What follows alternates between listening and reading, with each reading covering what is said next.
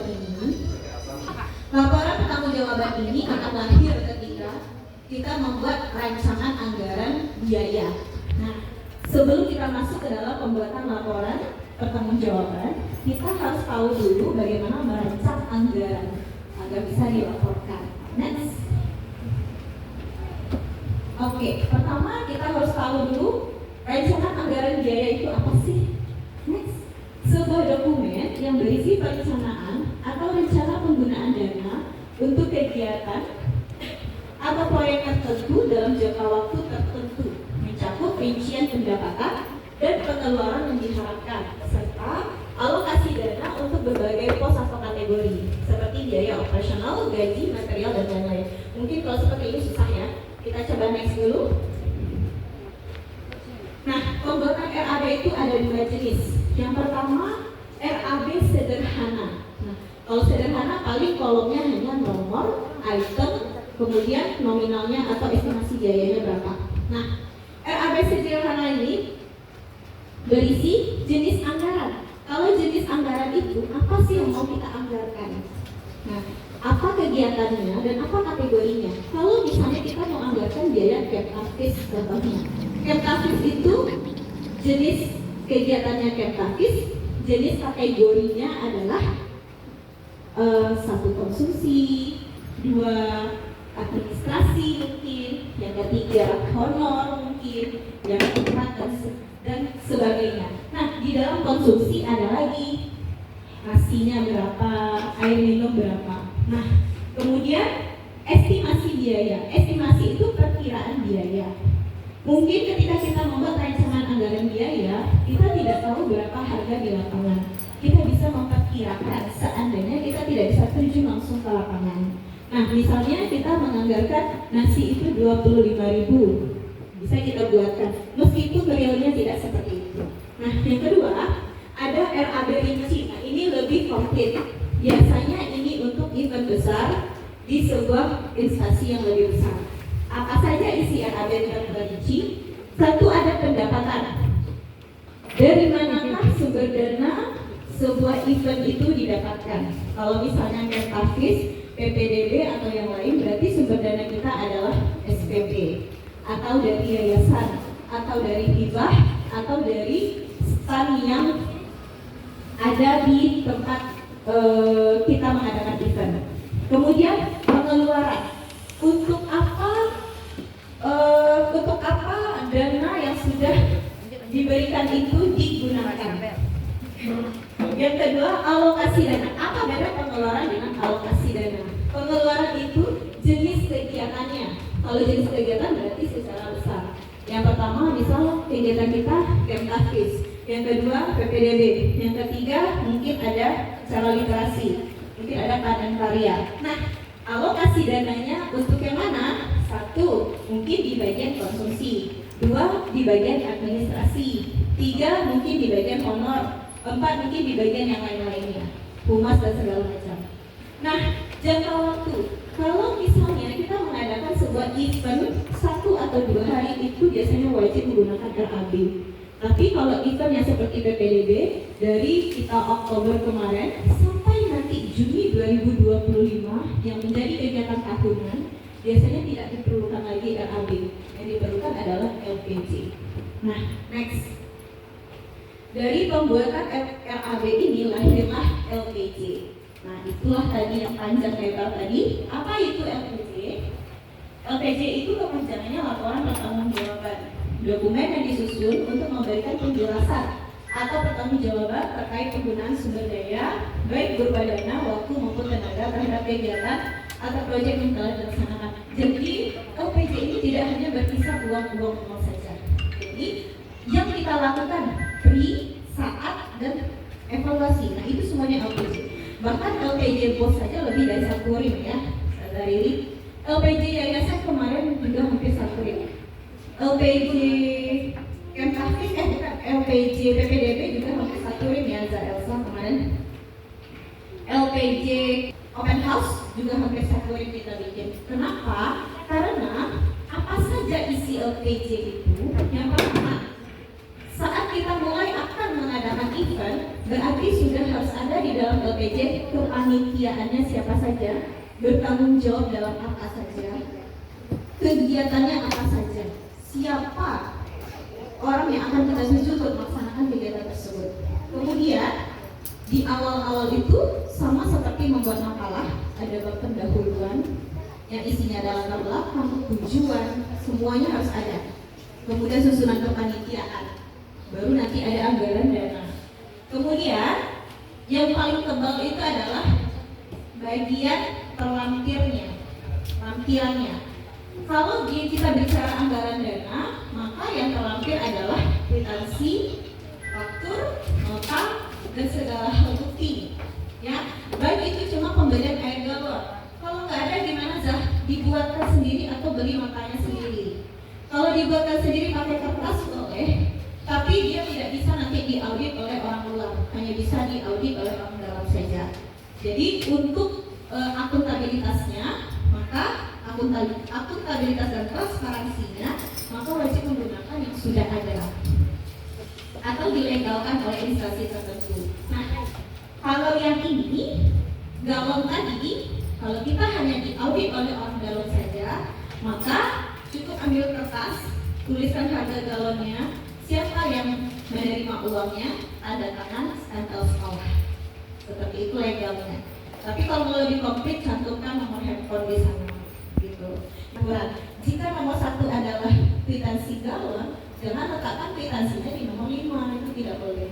Jadi di nomor 1 ditempel di kertas lampirannya, tuliskan angka 1-nya. Ditulis keterangan di sana kwitansi pembelian air galon. Nah, itu bagi anggaran dana. Lalu bagaimana dengan event atau kegiatannya? Kalau untuk PPDB tentu kita punya kepanitiaan. Maka kepanitiaan itu tentu ada rapat-rapatnya. Maka rapat panitia itu wajib 1, ada notulen rapat. Yang kedua ada foto sebagai dokumentasi. Yang ketiga ada absensi. Jadi berapa kali pun Ustazah rapat itu ada filenya, ada buktinya Ustazah rapat di sana. Kemudian setelah terkumpul berikan kepada ketuanya, nanti ketua yang memberikan kepada si pembuat LPJ. Nah, itu yang akan dikumpulkan nanti. Nah, setelah itu apa? Eventnya, acaranya. Nah, acaranya itu Ustazah, saking ini lengkapnya LPJ besar, event besar atau event kecil. Kalau event kecil biasanya seperti camp party yang cuma 3 hari ya, 3 hari 2 malam, itu selengkap saja, itu tentang keuangan saja biasanya. Tidak perlu kita rinci, itu masuk dia RAB sederhana. Tapi kalau kegiatan yang sudah PPDB yang berbulan-bulan itu harus terperinci. Nah, kenapa seperti itu? Next.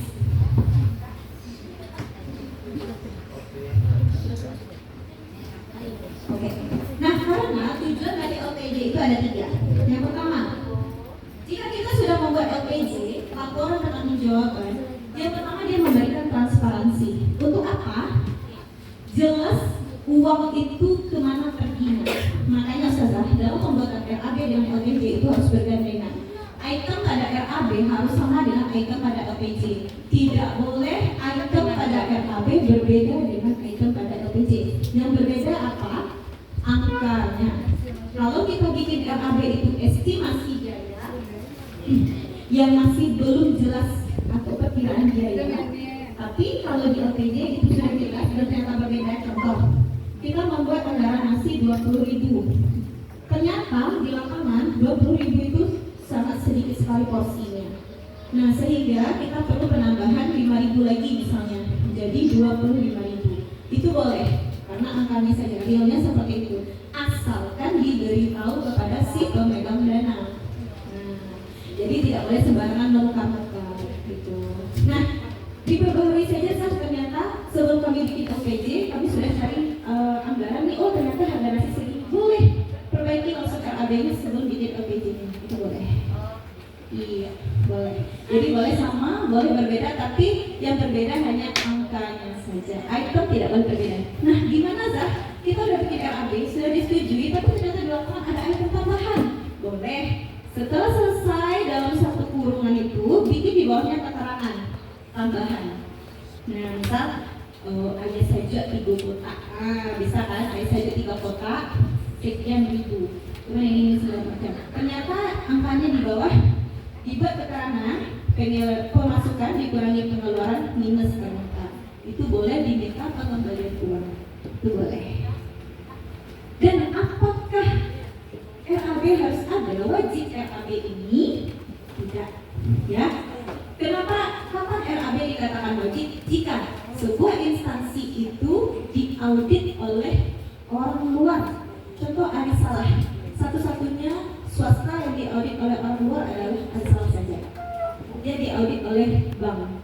Jadi bahkan kemarin Arisalah mendapatkan mobil ya 1 miliar atau 2 miliar dari bank. Karena mereka memiliki bendahara 4 misalnya. Itu bendahara biasa saja yang sama seperti saya. Di atasnya ada lagi. Nah itu bendaharanya saja baru. Di atas ada lagi di bendahara biasa. Nah itu mereka diaudit oleh bank.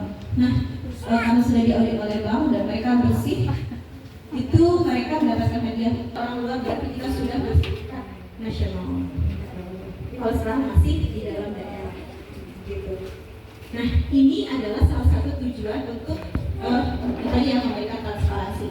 Yang kedua akuntabilitas. Nah masing-masing kepanitiaan tentu mereka ingin juga melaporkan kinerjanya selama ini.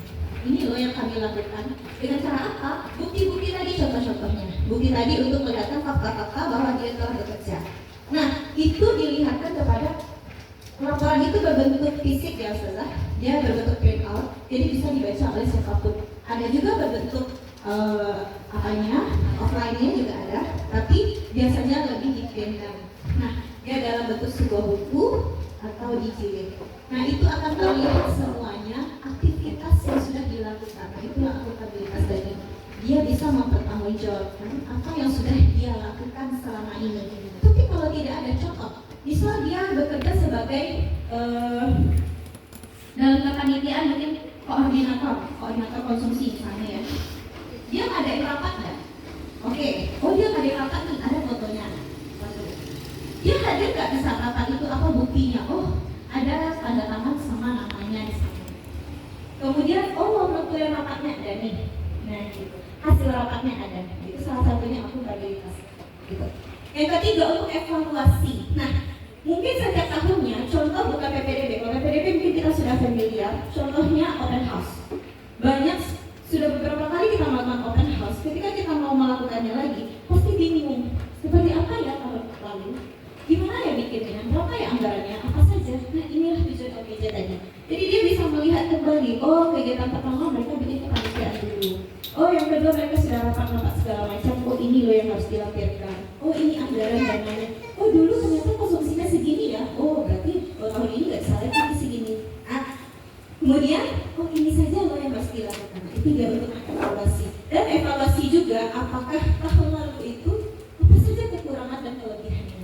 Nah kalau sudah dapat kekurangan, kita bisa perbaiki di open house berikutnya seperti itu. Nah untuk itu saya ambil waktu itu dan otodidak. Nah dan ternyata seni dalam membuat RAB itu ada juga. Nah kenapa kemarin itu banyak RAB yang tertolak? Karena satu sangat tidak indah untuk dilihat. Kenapa? Karena kita nanti bendahara sekolah itu akan membukukannya dan memberikannya kepada yayasan. Ada waktu itu kejadian sangat tidak bagus sekali, berantakan, dilempar kemudian marah gitu kan. Jadi rasanya gimana gitu kan, mungkin yang menanggung bukan si pembuat ya, tapi si pemberi gitu. Nah jadi akhirnya itu beliau bercerita ya, ada seseorang memberikan ke beliau itu sangat hancur sekali, benar-benar hancur. Mungkin saya sendiri juga pernah melihat yang hancur itu. Hancurnya begini, pendahuluannya sembarang aja dia tulis, mungkin kopas dan internet tidak sesuai dengan kegiatan. Jelas sekali kopasnya. Mungkin kita acaranya yang kasih dia bikinnya lain. Nah, itu sangat sekali ya. Yang kedua, tujuan dari kegiatan itu apa? Untuk apa? Nggak jelas karena dia sudah kopi. Nah, kemudian anggaran dananya terpotong. Dan lagi kwitansi yang dia kumpulkan, ada kwitansi selembar, cuma tanda tangan saja, tidak ada angkanya. itu benar-benar dicoret habis. Nah, kemudian kemarin itu ternyata yang kita berikan ke yayasan 3 buah waktu itu sama kasusnya, tapi waktu itu untungnya tidak sama perlakuannya. Bilang begini, Zah, anak minta maaf, silakan perbaiki lagi. Kalau enggak, Anda tidak bisa menahan emosi yang seperti ini. Nah, baik, akhirnya beliau pergi, diperbaiki lagi, akhirnya beliau disetujui seperti itu. Kenapa? Karena dari bendahara ke bendahara sekolah ke bendahara yayasan, dari bendahara yayasan nanti dibikin lagi satu bundar, disampaikan ke pembina.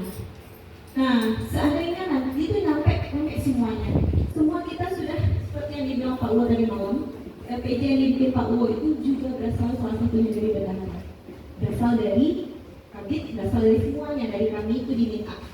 Nah, dibikin satu buku. Ya, seperti itulah LPJ itu.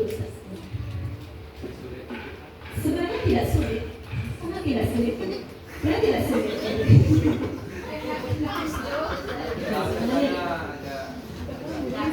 Kecil ya, ini contoh RAB sederhana. Rancangan anggaran biaya perayaan Hari Guru. Nah, perayaan Hari Guru saja sudah minta anggarannya. Ada waktu itu yang bikin ustazah dalam kertas 1 lembar saja dia bikin, akhirnya diketik kembali, itu tidak diterima kalau dalam kertas 1 lembar. Nah, ini kemarin, ini yang tahun 2023 ya. Ini panitianya kebetulan si Ustazah Lisa. Nah, Ustazah Lisa ya. Oke, pertama dia beli tumpeng, kue ulang tahun, galau segala macam. Nah, ini perkiraan dia, ini dana yang dia perkirakan. Nah, ternyata di lapangan, nah di sini ada mengetahui ya, ini ada mengetahui siapa saja nama yang boleh ada di sini. 1 orang yang membuat RAB tersebut atau LPJ tersebut, letaknya di bagian sini, ya di bagian kanan. Yang kedua, kepada siapa si pembuat ini menyerahkan? Kalau Zalisa membuat ini menyerahkan kepada bendahara, berarti di sini nama bendahara. Nanti dari bendahara diolah lagi, dibuat di sini nama bendahara, diserahkan ke kepala sekolah. Nanti kalau dari kepala sekolah nanti ada 3 tuh ustazah, bendahara, kepala sekolah, bendahara yayasan. Seperti itu. Nah, oke, berarti semakin ke mana ini? Ke kiri dia semakin tinggi jabatannya. Yang jelas yang sebagian sebelah kanan itu yang membuat RAB atau LPJ. Nah, ini RAB-nya, coba lihat LPJ. Nah, ini ya. Tapi ternyata di hari H ada penambahan. Kotaknya harus sama saja, item tidak boleh berbeda. Angka cuma yang boleh berbeda. Tadi 1.300.000 ya. Ini angkanya berbeda ya. Tadi 1.900.000. Oh, ternyata lebih kecil ternyata. Nah, lebih kurang ya. Tapi ternyata di keterangan di bawahnya ada lagi. Nah, ternyata ada apa ini? Transportasi. Nah, ternyata beli tumpeng itu bukan sekali langsung. Oh, diantarkan. Ada uang transportnya ternyata. Nah, tumpengnya besar. Nah, kemudian ada penjemputan kue. Nah, ternyata 2 lokasi waktu itu. Kuenya ada juga, tumpengnya ada juga. Nah, kenapa tidak bisa dijemput? Karena ngajar ya waktu itu ya. Kemudian, kita ada 2 lokasi, pengantaran pulang ke pulang. Ternyata, kemudian ada lagi buat spanduk. Nah, ini biaya yang ternyata RAB dan LPJ-nya sudah disetujui waktu itu. Waktunya mendesak, tidak salah H-1 ya waktu itu. Kak, ternyata ini, ya udah nggak apa-apa, nanti di LPJ-nya ditunjukkan saja. Nah, jadi nanti di bawahnya ditotalkan lagi biayanya ustazah. Nah, biaya yang di atas ditambah biaya-biaya yang sudah dikeluarkan. Nah, ternyata anggarannya berbeda dari sebelumnya, tetap berbeda. Nah, Zalisa membuat estimasi biayanya lebih besar karena dia nggak tahu berapa harganya. Nah, gitu. Dia buat biayanya lebih besar, tapi ternyata beli tumpeng nggak sebanyak itu ternyata. Beli tumpengnya ternyata hanya sama ya, beli kuenya yang berbeda. Kuenya di sini 500, di sini ternyata cuma 360. Nah, ini print-outnya ada, lengkap ya, LPJ-nya cukup besar juga waktu itu karena ada kwitansi, tapi ini sudah diserahkan ke yayasan. Karena berakhirnya waktu itu yayasan ya, Jadi setiap akhir semester itu harus diserahkan laporannya. Penyerahan laporan itu sebenarnya setiap bulan, tapi penyerahan keseluruhan itu setiap akhir semester di bulan Juni dan di bulan Desember. Nah, ini contoh laporan yang sederhana. Kalau laporan yang LPJ yang komplit itu bisa lihat di kantor, itu slide-nya banyak sekali. Itu ada lebih dari 1.000 kalau nggak salah. Itu laporan PPDB sama Open House, itu lengkap semuanya. Baik, Ustazah, sekian dulu tentang penjelasan laporan pertanggungjawaban. Jika ada pertanyaan boleh, jika tidak kita masuk sesi kedua. Disudahi dengan berdoa taufiq wal hidayah. Assalamualaikum warahmatullahi wabarakatuh.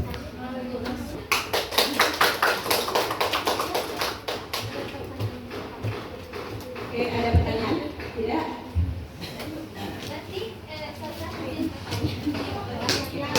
Syukran kepada Zikri atas materinya, insyaallah sangat bermanfaat sekali.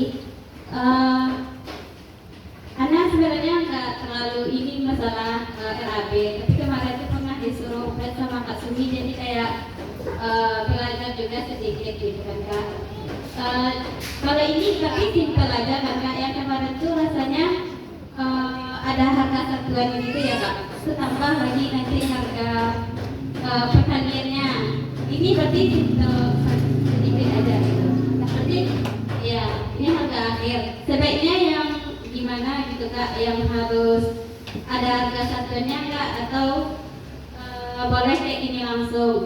Terus kayak yang Kak Ica tadi kan, Kak Lisa tadi kan ada yang di bawah tuh harga pengeluaran tambahan gitu kan Kak. Itu kan kadang di RAB kita kan kita buat itu kayak gini, ternyata besok ada tambahan lagi, boleh kayak gitu ditambahkan aja di bawah nanti kayaknya. Atau kita terbagi di RAB dulu atau bagaimana? Kasih Kak.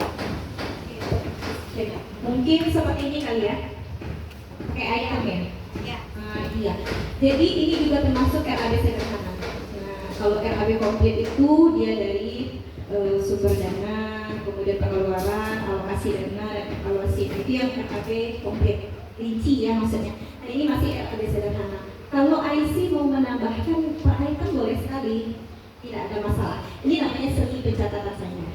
Nah, biasanya kalau saya sendiri menggunakan Times New Roman.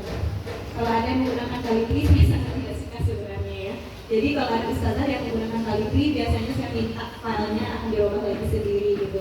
Karena semua dari awal data kita Times New Roman ukuran 12 biasanya. Jadi kalau seandainya ada yang berbeda, rasanya agak gimana gitu. Seninya agak kurang itu saja. Tapi dia tidak salah, dia benar.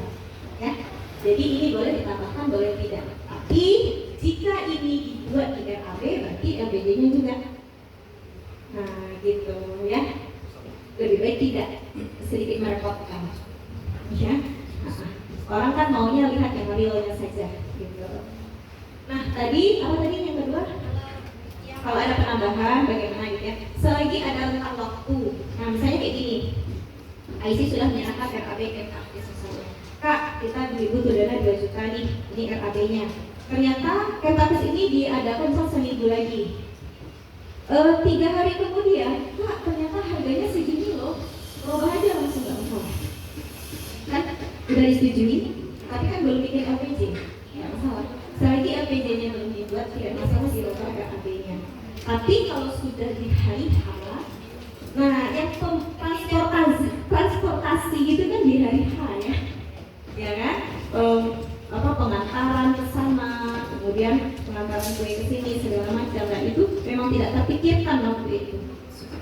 Tambahkan saja di bawah. Oke, dan lagi selesai.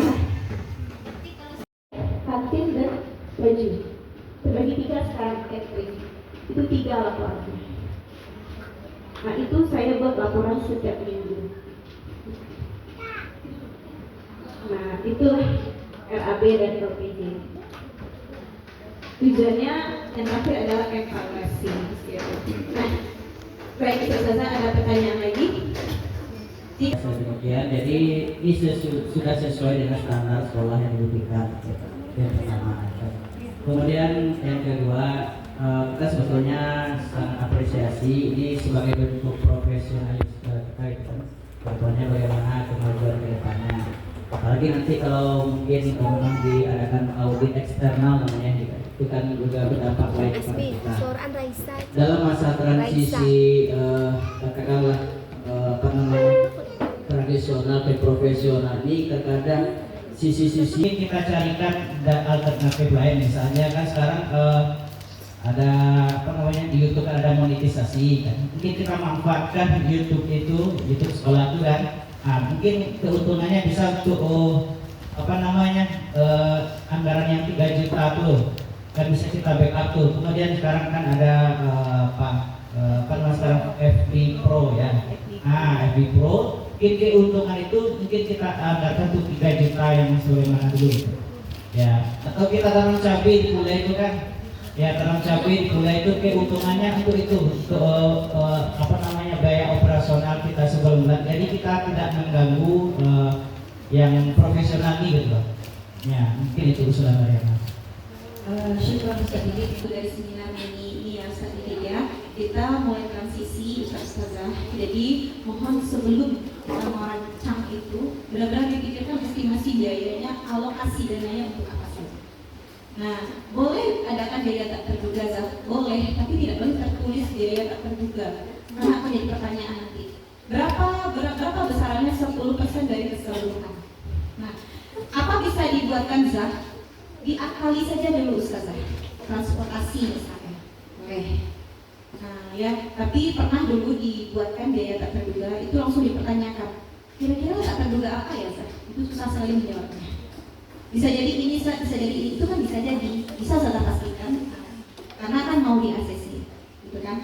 Atau diakali lagi untuk konsumsi atau snack itu boleh.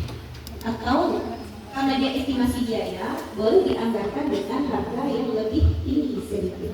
Harga nasi 25.000, Ustazah pikirkan saja 28.000 sebenarnya sudah lumayan tinggi, itu dikali 40 dulu ya sebenarnya. Jadi kita mengakali saja dulu, karena kita bikinnya SAB kan. Nah, di LPJ-nya kan nanti angkanya berbeda. Yang tidak boleh berbeda adalah item tidak boleh berbeda, angka boleh. Oke, yang berikutnya tadi tentang monetisasi dan segala macam boleh. Kalau Ustaz ini mau membantu boleh sekali ya. Jadi ini sudah monetisasi ya. Kalau untuk itu kita butuh tim Ustaz Didik. Kita tim promosi hanya di PPDB saja. Sudah selesai PPDB dia udah bubar. Nah, tapi kalau kita bikin tim khusus untuk itu ada, dia memang benar-benar ada di sana boleh. Berarti kan kita pengeluaran lagi untuk menggaji mereka gitu kan. Sedangkan sekarang dana kita sumbernya 1 SPP, nah 2 pembangunan. Nah, pembangunan ini jika berlebih, ini mungkin bukan saja untuk THR Ustazah sering dengan kekurangan ya. Karena di saat itu gaji, THR, hampers, dan itu bersamaan. Ditambah lagi ekskul, gaji ekskul. Nah, gaji ekskul itu sebenarnya cukup besar ya. Nah, itu di bulan yang bersamaan. Ditambah di bulan besoknya kita harus sudah safety cash untuk gaji Ustazah. Itu tidak boleh sebenarnya. Itu tidak boleh diminuskan. Nah, itu sering ada sumbangsi dari yayasan langsung. Nah, ini untuk THR karyawan dan karyawatinya. Bagaimanapun hak Ustazah akan tetap kami berikan meskipun minusnya. Jujur dari Januari, Februari, Maret, April, Mei itu minus. Juni kita baru plus. Itu minus semuanya. Kan kita perbaikan, kita akreditasi. Untuk biaya akreditasi itu hampir 50 juta. Akreditasi semua. Gitu. Nah, memang sangat luar biasa ya. Jadi untuk membangun itu semua memang perlu. Buat cabai segala macam juga boleh ya. Kemarin kita di lele kita rugi ya Ustaz. Mungkin kita butuh yang lain lagi dengan orang yang lebih profesional. Ini mungkin Ustaz ini bisa membantu nanti ya bikin peternakan dan perkebunan. Nah, kalau Ustaz Iyo agak kurang profesional kayak. Oke, Ustaz Sasa ada lagi pertanyaan? Mungkin ini ada lagi? Oke, tidak ada. Baik, terima kasih. Sekian dari saya.